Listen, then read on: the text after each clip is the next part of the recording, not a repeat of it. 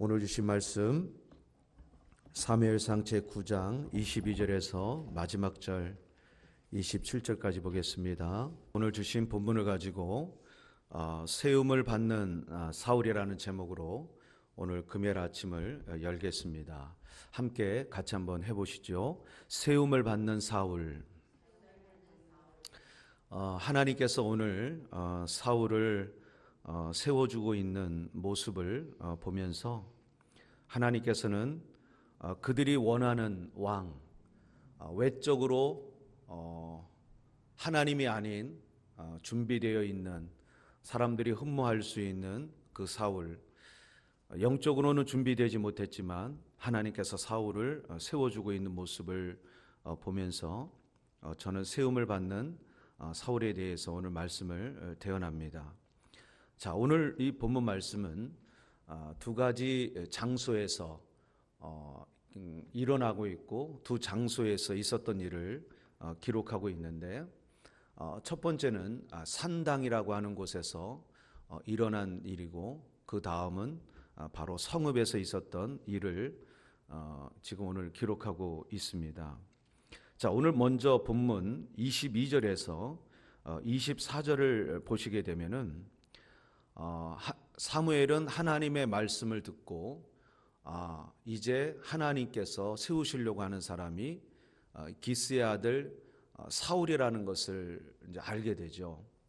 그것을 알게 되었을 때 자기 자신에게는 이미 사사로서 이스라엘을 치리하고 있는 두 아들이 있습니다마는 하나님께서 그들이 원하는, 사무엘도 기뻐하지 않고 하나님도 기뻐하지 않은 일이었지만 어쨌든 사무엘은 하나님의 말씀을 받으면 자기의 감정이나 어떤 자기의 위치나 자기의 어떤 상황에서 그 말씀을 해석하고 그것을 요나처럼 때로는 거절한다거나 자기의 모양대로 그 말씀을 받는 것이 아니라 자기의 모든 것은 다 내려놓고 그 하나님의 말씀에 오직 순종하고 있는 사무엘을 우리는 보게 되면서 그렇구나.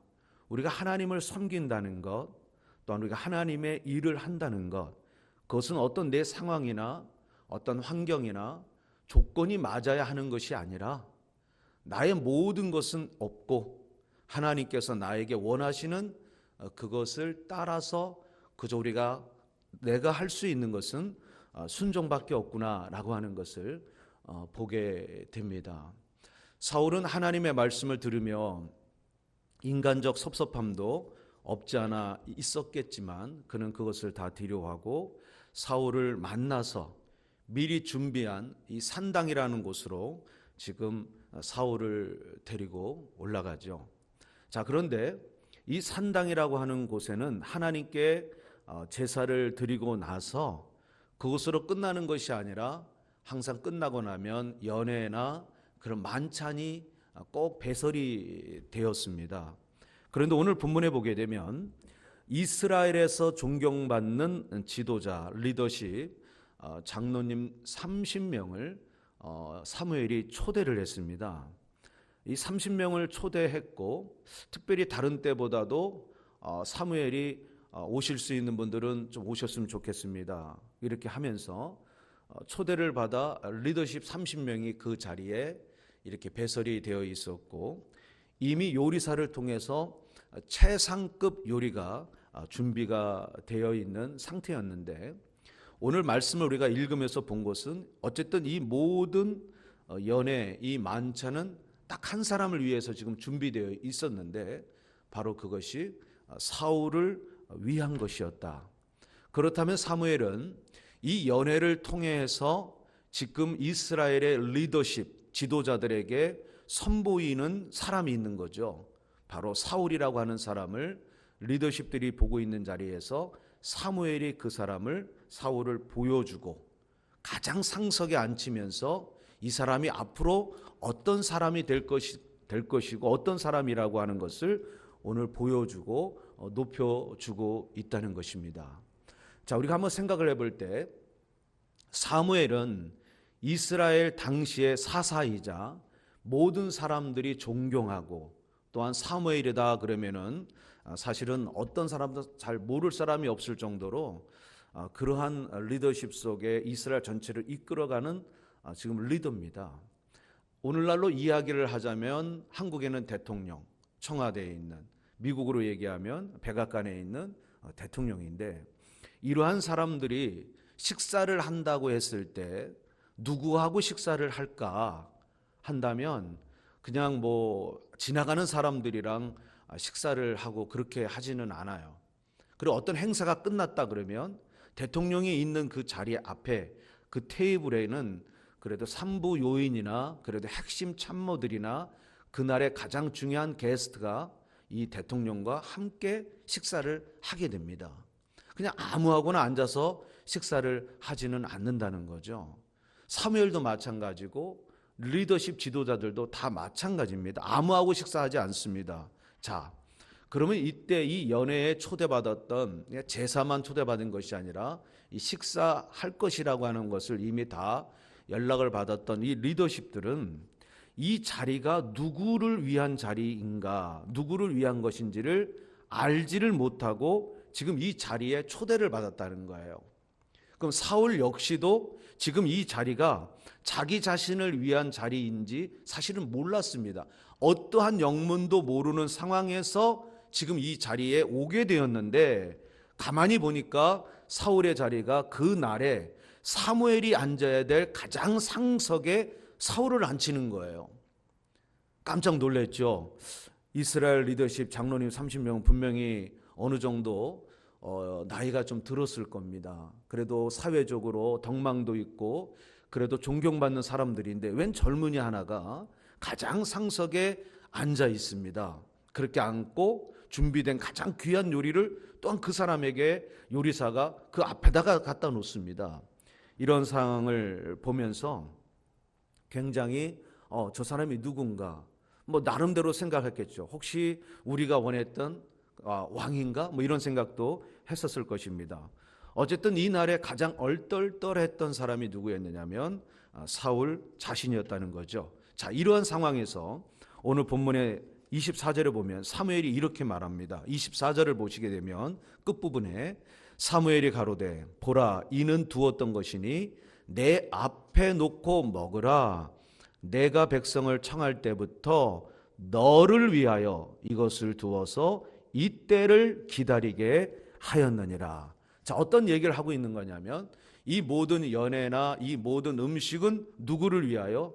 바로 사울, 너를 위하여 이것을 이때를 위해서 준비했고 이런 자리가 마련되었다라고 하는 그런 얘기를 지금 하고 있는 것이죠. 지금 사무엘은 사울을 높여주고 있습니다. 자, 왜 높여주고 있느냐라고 할 때 어떤 이유에 이렇게 하는 것일까? 말씀을 올렸습니다만 사울이 뭐 어떤 외적인 면으로서 기스의 아들로 뭐 키가 크고 그가 호심이 있고 이런 거 다 떠나서 왜 이렇게 하고 있느냐면 딱 하나입니다. 하나님이 사무엘에게 말씀을 하셨기 때문이에요. 어떻게 하라고? 사울을 세우라, 세워주라고 하나님께서 말씀을 하셨기 때문에 그는 내 백성들을 블레셋 손에서 구원할 자다. 하나님이 하실 수는 있지만 사울을 통해서 하나님께서 하실 것이다 라고 하는 부분을 말씀하셨기 때문에 토달지 않고 그저 사무엘은 하나님께서 말씀하셨기 때문에 그대로 순종하고 있는 모습을 보이는 겁니다. 사울에게는 사실 어떤 자격은 없습니다. 정말 베냐민 지파라고 하는 것은 12지파 가운데 가장 작은 지파입니다. 가장 작은 지파, 힘이 없습니다.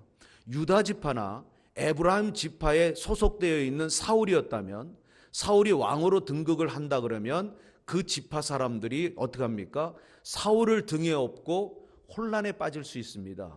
이스라엘 전체가 아니 많은 지파 가운데 에브라임 지파에서 왕이 나왔다면 이거 어떻게 될 것인가라고 하면서 어떤 전국이 혼돈에 빠질 수 있습니다. 그런데 하나님께서는 유다도 아니고 에브라임 지파도 아니고 있으나 없으나 사사기를 통해서 이미 600명만 살아남은 가장 작은 지파, 힘도 없고 영향력도 없는 그러한 지파의 사울이라고 하는 사람을 하나님께서 꼭 집어가지고 말씀을 올리겠습니다만 이제 제비뽑기가 들어가죠. 나중에 결국 좁혀가니까 나중에 알고 보니까 기스의 아들 베냐민 지파의 사울이라고 하는 사람이 하나님께서 택하신 왕이라고 하는 것이 그냥 드러나 버리게 돼요. 이 모든 과정에 사무엘이 하나님의 말씀을 받고 그대로 행하는 것, 그리고 사울은 사실 하나님을 모르는, 영적으로도 사무엘도 모르고 하나님도 모르는 사람이었지만 하나님께서 그를 세워주고 있다는 겁니다.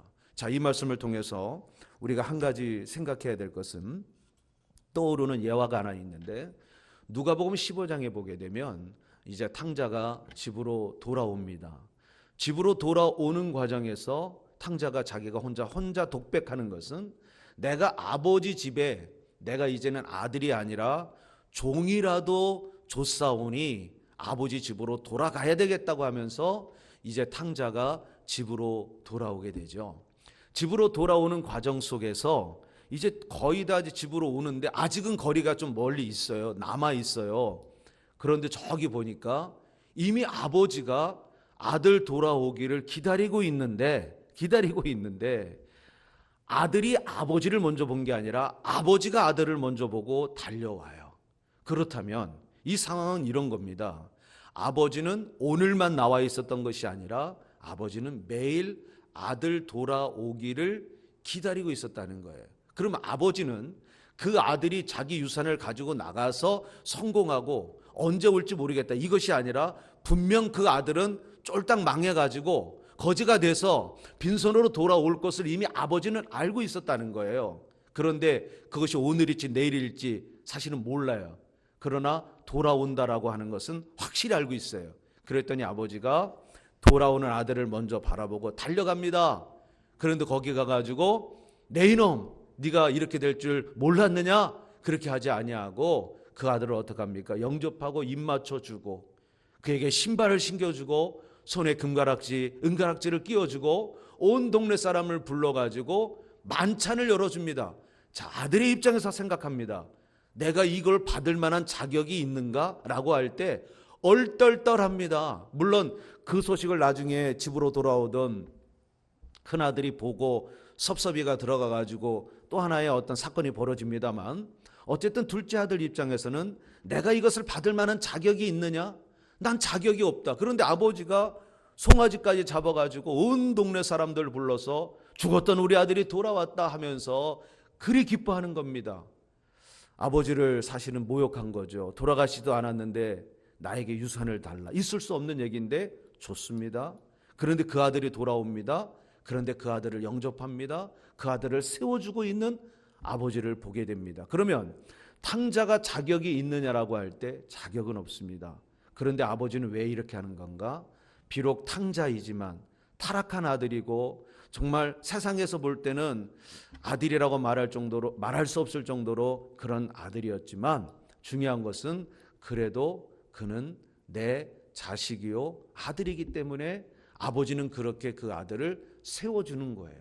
어떤 것이 없어도 그저 내 아들이기 때문에 세워주시는 하나님, 오늘 우리는 보게 됩니다. 그렇다면 이 말씀을 여기까지 들으면서 우리가 적용을 해볼 때, 하나님께서는 저와 여러분들이 때로는 탕자처럼, 때로는 사울처럼 사실은 하나님을 모르고 사무엘도 모르고 사실 영적으로 준비되지 않았어도 하나님께서는 어떻게 하시냐면 때로는 우리를 세워주실 때가 있다는 것을 알아야 되고, 또 하나는 하나님은 언제나 우리를 그렇게 대하시고 세워주기를 원하신다고 하는 그 부분을 우리는 기억해야 돼요.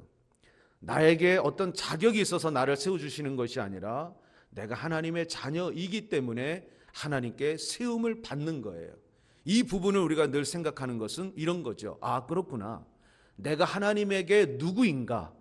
나는 하나님의 자녀이구나 라고 하는 그 부분을 기억하면 하나님께서 어떤 자리, 어떤 상황에서 하나님께서 우리를 이끄신다 하더라도 그 부분에 대해서 우리가 하나님을 바라보고 하나님 앞에 감사하며 또한 하나님의 일을 감당할 수 있는 힘을 받게 될 줄로 믿습니다.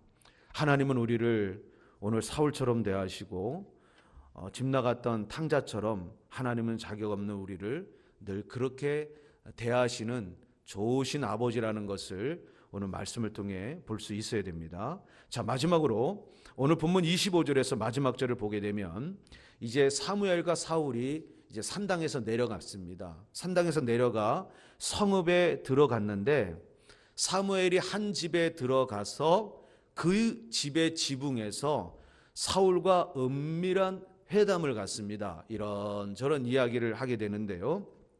이때 성경에서는 어떤 얘기를 했다라고 하고 기록은 안 돼 있지만 이 상황을 우리가 한번 그 이미지를 떠올려 보면 사무엘이 사울과 무슨 얘기를 했을까라고 했을 때 다른 거 하지 않았을 거예요. 하나님이 내게 말씀하셨다.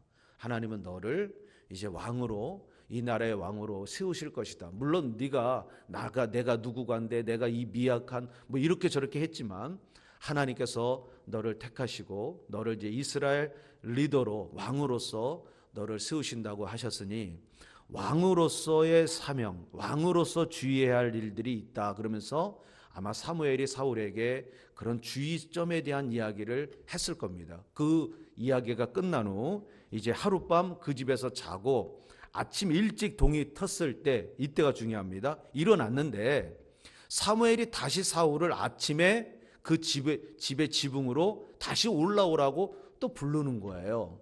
그래서 오늘은 또 사무엘이 무슨 말씀을 하려고 하는 것일까 하고 올라갔더니 오늘 사무엘이 이렇게 사울에게 이야기를 합니다. 26절을 한번 보시죠. 26절 마지막으로 함께 한번 읽겠습니다. 시작. 그들이 일찍이 일어날새 동틀 때 즈음이라 사무엘이 지붕에서 사울을 불러 가로되 일어나라 내가 너를 보내리라. 여기입니다. 일어나라 내가 너를 어떻게 한다고요? 보내리라. 자, 이것은 뭡니다. 사명을 받고 출발하는 그 시간을 오늘 여기 보니까 동틀째쯤이다. 하나님의 일은 우리가 성경에 보게 되면 이 말씀을 드리면 좀 시간이 오래 걸리는데 아브라함 때도 그랬고 이삭 때도 그랬고 야곱 때도 그랬고 요셉 때도 그랬고 모세 때도 그랬고 여호수아 때도 그랬고 하나님께서 어떤 일을 행하시고 하나님이 놀라운 일을 행하실 때에는 그 말씀이 보통 언제 떨어지느냐라고 볼 때 그 시간은 항상 저녁에 떨어지기보다는 늘 새벽이나 아침이었어요. 그러니까 이 아침이라고 하는 이 시간은 사실 굉장히 중요합니다. 아무나 누구나 나올 수 있는 시간도 아니고 사실 이 시간을 구별한다는 것 자체가 하나님께서 나에게 주신 시간의 10의 1조를 드려야 되겠다라고 하는 그런 마음이 이게 불릿듯 일어나지 않으면 사실은 이 길은 어떤 내가 이거 책임감이 있는데 라고 하면서 이렇게 갈 수는 있어요. 그런데 사실은 6개월을 견디기가 좀 힘든 시간이에요. 이 아침이라는 시간은 몸에 확 배기지 않고서는 그 잘 되지 않는데, 자 어쨌든 자 지금 이 아침에 말씀이 떨어졌는데 어떤 말씀이 떨어지느냐? 일어나라 내가 너를 보내리라. 자 일어나라 그러면은 좀 사무엘이 자고 있는 것이 아니라 이제 일어날 때가 되었고 네가 이제 그 자리를 박차고 일어날 때가 되었고 내가 너를 보내겠다. 내가 너를 보내겠다고 하는 것은 제가 어제도 말씀 올렸습니다만 하나님의 사람은 누구를 늘 대신합니까? 하나님을 대신합니다. 하나님의 사람을 만나러 간다는 것은 곧 하나님을 만나러 가는 겁니다. 내가 너를 보낸다고 하는 것은 사무엘이 보내는 게 아니라 곧 누가 보내는 거예요? 하나님이 보내는 거예요. 이제 사울을 하나님께서 세우시고 이제 사울을 이제 보내겠다는 거예요. 누구에게 보내느냐? 바로 이스라엘이라고 하는 공동체에 내가 너를 세우겠다라고 하는 그 부분이 지금 선포되고 있다는 거죠. 어떤 말씀이냐면 그동안 이제 사울은 누구의 아들로서 여기까지 왔느냐면 기스의 아들로 여기까지 왔어요. 기스의 아들로. 하지만 이제 일어나라 내가 너를 보내겠다. 일어나라 내가 너를 보내겠다라는 이 말씀 속에는 하나님은 더 이상 너는 나에게 기스의 아들이 아니라 너는 이제 나의 종이 되었다. 오늘 저와 여러분에게 주신 말씀인 줄로 믿습니다. 종으로서 하나님 앞에 서야 된다라고 하는 것을 지금 사울에게 말씀하고 있는 거예요. 자, 사울이 나중에 그가 왕권을 잃어버리고 그가 길보아 산에서 스스로 자살하여 죽을 수밖에 없었던 가장 궁극적인 것은 그가 하나님의 종이라고 하는 오늘 이 말씀을 잊어버렸기 때문이에요. 오늘 하나님의 말씀을 잊어버리게 되면 하나님께서 나를 세우셨던 나의 그 사명과 그 소명, 그 콜링을 잊어버리게 되면 그 마지막이 아름답지 않아요. 항상 그래요. 그래서 저와 여러분들이 정말로 놓치지 말아야 될 것은 하나님이 나에게 주신 말씀이 뭐냐, 나의 말씀이 뭐냐, 내가 이 자리에 오늘 서게 된 나를 움직였던 그 동기에 하나님의 말씀이 무엇이었느냐, 그 부분이 꼭 있어야 돼요. 저는 참 부족한 사람인데 성경에 뭐 두려워하고 좋아하고 꼭 암송하고 정말 이 말씀을 잊지 말아야 되겠다라고 이렇게 곱씹는 말씀이 여러 개가 있어요. 그런데 정말 저를 움직였던, 제가 이 길로 하나님 앞에 가야 되겠다라고 하는 그런 강한 말씀은 저에게는 사도행전 20장 24절의 말씀이었어요. 성경을 읽어가다가 나의 달려갈 길이 있구나, 내가 가야 할 길, 나의 달려갈 길과 주 예수께 받은 사명, 그 하나님의 은혜에 복음 증거하는 일을 마치려 하면은 나의 생명을 조금도 여기지 아끼지 않는다는 그 사울이 변하여 바울이 됐던 그 고백의 말씀이 저의 심장을 때렸어요. 그래서 그 말씀 앞에 고꾸라졌고 그 말씀을 붙잡고 눈물로 울면서 과연 내가 이 길을 갈 수 있는 길인가? 라고 하는 그런 좀 고민과 그런 시간들이 저 안에 많이 있었습니다. 사랑하는 여러분, 오늘 이 말씀은 이런 겁니다. 사울의 인생이 전환되는 말씀입니다. 하나님은 오늘 우리에게 인생에 전환되는 말씀을 사실은 우리에게 다 주셨어요.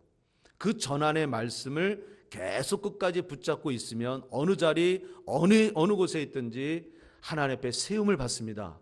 하지만 그 말씀을 딱 놓치게 되면 이제 더 이상 하나님은 나와 함께 하시는 임마누엘의 하나님이 될 수가 없게 되죠. 한 말씀을 올리고 말씀을 정리합니다. 신약 성경에도 사울이라고 하는 사람이 있습니다. 신약 성경에 나와 있는 사울은 그가 다메섹 도상이라고 하는 곳에 예수님을 믿는 자들을 이제 잡아 결박하고자 달려가다가 이 다메커스의 그 도상, 그 힐 언덕에서 빛 가운데 예수님의 음성을 듣게 됩니다. 빛 가운데 다른 사람은 못 들어요. 근데 그 빛 가운데 음성을 듣고 나서 사울이 그때 예수님께 들었던 말씀은 네가 왜 나를 핍박하느냐? 네가 왜 나를 핍박하느냐? 지금 믿는 자들을 결박하고 하는 그 모든 것은 결국은 우리 예수님을 핍박한다고 하는 부분을 사울이 그가 그냥 이단인 줄만 알았는데 하나님의 아들인 예수님을 만나게 됩니다. 그리고 나서 눈이 멀게 되고 그리고 나서 아나니아라고 하는 사람을 직가에 살고 있는 다메섹 직가에 살고 있는 유다의 집에서 지금 이 머물고 있는 사울을 아나니아가 가서 안수하여 그 감겼던 눈을 뜨게 하면서 이제 사울의 인생이 바뀌는데 그때 어떤 말씀이 사울에게 임하냐면 너는 일어나 시내로 들어가라. 내가 너를 이방인에게 보내리라. 똑같습니다. 너는 일어나서 시내로 들어가라. 내가 너를 이방인에게 보내리라. 자, 이 말씀을 통해 이제 사울의 인생은 완전히 변화가 일어납니다. 어떻게 변화가 되었느냐? 함께 하십니다. 바울이 되었습니다. 뭐가 되었다고요? 바울이 되었습니다. 하나님은요, 우리가 언제나 야곱의 삶으로만 살기를 하나님은 원하지 않으세요. 계속 야곱으로만 머물면 하나님께서는 우리에게 야복강이라고 하는 그 강가로 우리를 초대하세요. 야복강가에서 환도뼈가 부러지는 한이 있더라도 하나님은 야곱을 바꾸시길 원합니다. 누구로 바꾸기를 원합니까? 이스라엘입니다. 오늘 우리는 이스라엘로 부름을 받았지 자꾸 야곱의 삶으로만 나가면 하나님께서는 더 이상 우리를 세우실 수가 없다는 거예요. 하나님은 이 사울로는 일을 할 수가 없어요. 사울이 변하여 바울이 돼야 그가 일어나 그가 세상으로 나갈 수 있기 때문에 하나님께서는 그의 눈을 감기십니다. 영적인 눈을 뜨게 하시고 눈의 가시가 결국 그가 하나님 앞에 돌아가는 날까지 그 가시를 내게서 떠나가기를 기도했지만 하나님께서는 내 은혜가 내게 족하다라고 말씀하시면서 결국 그 가시를 하나님께서는 빼주지 않습니다. 하지만 가장 위대한 지금까지 있었던 많은 선교사님 중에 최고의 선교사님, 선교사의 대부라고 여길 수 있는 바울이 나온 것이 그냥 나온 것이 아니라 그에게 인생의 전환점이 일어났던 것은 빛으로, 음성으로 예수님을 만났기 때문에 맞습니다. 그러나 그것도 중요한데 더 중요한 것은 그런 사울에게 하나님이 말씀을 하셨다는 거예요. 말씀을 주셨다는 거예요. 말씀이신 그분이 그 사울에게 임재하셔서 그의 심령의 골수에 그 말씀이 살아 움직여 운동력 있게 역사했기 때문이에요. 어떻게? 너는 일어나 시내로 들어가라. 내가 너를 이방인에게 보내리라. 이방인을 위한 사도로, 이스라엘만이 아니라 이방인들을 위한 사도로 하나님께서 사울을 어떻게 한 거예요? 세워주시는 거예요. 사실 사울의 인생을 그가 67에 로마에서 그가 목이 잘려 순교할 때까지 이 바울의 삶을 보게 되면 그는 늘 말씀을 붙잡고 갔어요. 말씀. 어느 상황에 있든지 그는 말씀을 놓지 않았습니다. 그가 많은 이적과 기적을 행한 거 중요합니다만 정말로 그가 바울로서 인생을, 사울이 아니라 끝까지 바울로서 인생을 마무리할 수 있었던 것은 그에게 말씀이 있었기 때문이에요. 오늘 이 새벽에 달려나온 사랑하는 여러분, 오늘 하나님은 여러분들을, 오늘 우리를 하나님은 세우시기를 원하십니다. 정말 하나님은 우리를 세우시기를 원하시고 또한 우리를 보내시기를 원하십니다. 세움을 받았다면 우리는 갈 수 있어야 됩니다. 그럼 목사님, 저는 어디로 가야 되겠습니까? 제가 가야 할 곳은 어디입니까? 자, 오늘 본문의 사울은 하나님께 세움을 받고 그는 이스라엘이라고 하는 이 공동체에 그는 보냄을 받습니다. 물론 사람마다 다를 수 있습니다. 신약에 나와 있는 사울은 이방인에게 보냄을 받았고 오늘 본문에 나와 있는 사울은 이스라엘이라고 하는 이 커뮤니티에 보냄을 받습니다. 그러면 여러분들은 여러분의 가정이 될 수가 있고요. 또한 하나님께서 여러분에게 예비하신 그 바다가 있을 겁니다. 어디 있는지 아무도 모릅니다. 그런데 말씀 가운데 하나님께서는 분명히 여러분에게 들려주실 거라고 확신을 합니다. 사실 제 간증이 하나 있습니다. 저는 미국에 올 거라고는 사실 상상을 안 했습니다. 왜냐하면 미국이라고 하는 이 나라는 제 마음에 없었기 때문이에요. 여기 우리 아내가 예배를 드리고 있습니다만 아내와 제가 만나 교제하면서 이야기를 나눌 때 정말 놀랐던 것은 아내가 가지고 있었던 비전과 제가 가지고 있던 비전이 일치했기 때문이에요. 깜짝 놀랐습니다. 이 얘기를 들어보니까 나중에 북녘땅이 어떻게 될지 모르겠지만 북녘땅이 열리면 우리의 마지막은 거기서 하나님 앞에 들이다가 하나님 앞에 돌아가야 되지 않겠냐고 북한 선교에 대한 비전을 가지고 있었는데 동일하게 아내가 그거를 꿈꾸고 그걸 놓고 기도하고 있다는 얘기를 교제 가운데 제가 듣고 깜짝 놀랐습니다. 하나님의 하신 만남이 이런 것이었구나. 그러면서 전부가 다 그냥 이게 완전히 왔어요. 와가지고 두 말 할 것도 없습니다. 결혼합시다. 그랬더니 아내가 이런 또라이 같은 전도사가 왜 갑자기 나타나가지고 말이야, 결혼이라니 이게 웬 말이냐. 사실 남자가 결혼합시다라고 하는 말을 쉽게 하지는 못하잖아요. 왜냐면 잘 모르는데 결혼하냐. 그랬더니 아내가 저에게 그러면 일주일만 시간을 주시면 기도하고 하나님께서 나에게 응답을 주시면 전화를 드릴 거고 응답을 안 하시면 전화를 안 할 겁니다. 그러면 끝입니다. 그래서 알겠습니다. 기도하신다고 하셨습니다. 기도 부탁합니다. 하고 헤어졌어요. 정말로 담대하게.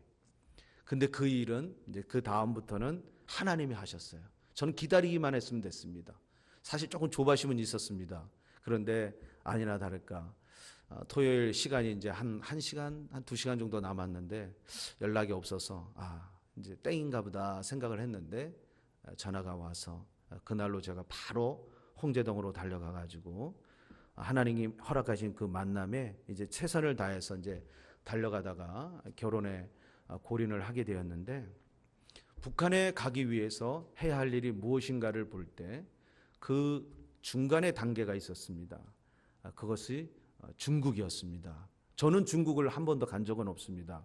근데 우리 아내 같은 경우는 중국을 여러 번 다니면서 저보다 이미 중국을 더 알고 있었고, 또 그 부분에 대해서 북한에 들어가기 위해서 해야 할 일이 뭔가라고 이제 고민을 하다가, 그렇다면 내가 중국에 대한 논문을 좀 써봐야 되겠다 그래가지고 제가 성교학을 하면서 MDB 석사를 받으면서 중국에 대해서 그거를 이제 하게 된 거예요.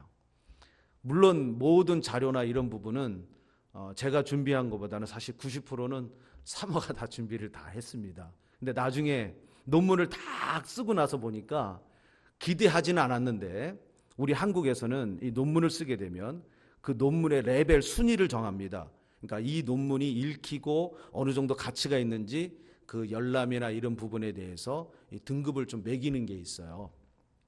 근데 부족한 논문이었는데, 물론 지금이야 뭐 조금 이제 지나가는 그런 시대니까 그렇지만, 그때 당시에는 이 논문이 잘 돼가지고 나름대로 이 논문에 대한 평가가 너무나 좋게 나온 거예요. 근데 지금 돌아보니까 그렇구나, 하나님께서 나를 왜 미국 땅으로 보내셨는지 이제 조금 그 부분을 그때는 몰랐는데 알게 된 거예요. 이 미국이라는 땅에 내가 와서 여기서 내가 왜 시민권자가 되었고, 그리고 내가 왜 이런 길을 가고 있는지를, 하나님께서 왜 이런 훈련을 시키셨는지를 이제 슬슬 그런 청사진들이 보이는 거예요. 왜 그런 것들이 보이냐면 그냥 생각으로 보이는 게 아니라 저에게 주신 말씀과 또한 저에게 허락하셨던 이 모든 순간순간을 어려울 때 넘어지지 않고 포기하지 않고 그 길을 계속해서 킵고잉 했던 그 모든 과정 속에 하나님께서 행하실 일들이 이런 것이었구나라고 하는 것들을 이제는 이제는 알게 된 거예요. 사랑하는 여러분, 오늘 주신 말씀을 통해 하나님은 우리를 정말 세우시기를 원하시고 우리를 보내시기를 원하십니다. 내가 원하는 것이 아니라 하나님이 원하시는 것입니다. 내가 정한 것이 아니라 하나님이 주신 비전과 꿈을 향해서 갈 수 있어야 되는데, 그 갈 수 있는 길은 하나님의 말씀이 동반돼야 합니다. 그 말씀이 동반되지 않으면 위기를 만나면 다 내려놓게 됩니다. 그렇게 될 수밖에 없습니다. 오늘 본문을 통해서 사울을 세워주시는 하나님을 우리는 보고, 또한 이 말씀 속에서 나에게 하나님이 원하시는 그 자리가 어디인지를 봐야 됩니다.